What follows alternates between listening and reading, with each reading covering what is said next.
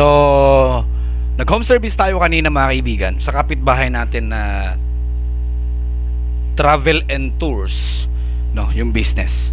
Na-stress ako dyan, no. No power yung kanilang computer mga kaibigan. And we've decided, since na-double check na rin natin yan, kasi chinek natin yung board, wala na. As in, defective na siya. So, kailangan na mag-replace ng panibagong motherboard dyan mga kaibigan.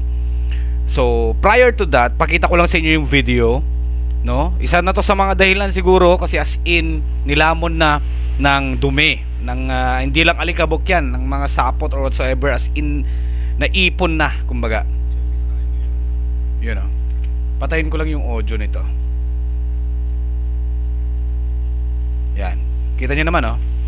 Diyan sa may interface na yan, inano ko ng daliri ko yan kanina mga kaibigan.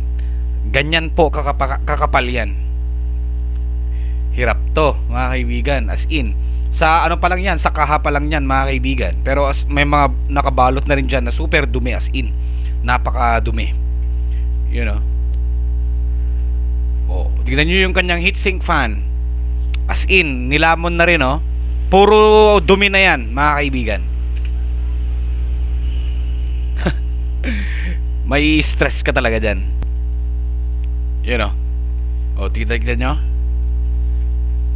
Pinunasan pa natin yan. As in talaga. Super, mga kaibigan.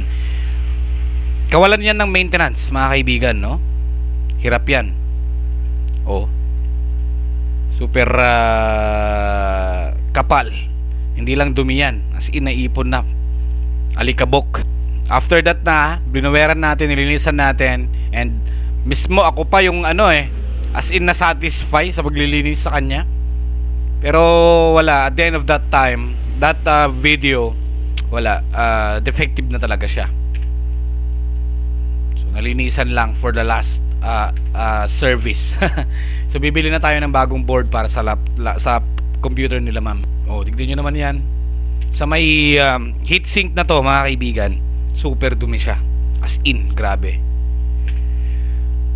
Lahat, halos lahat ng components maalikabok talaga. You know. Diba?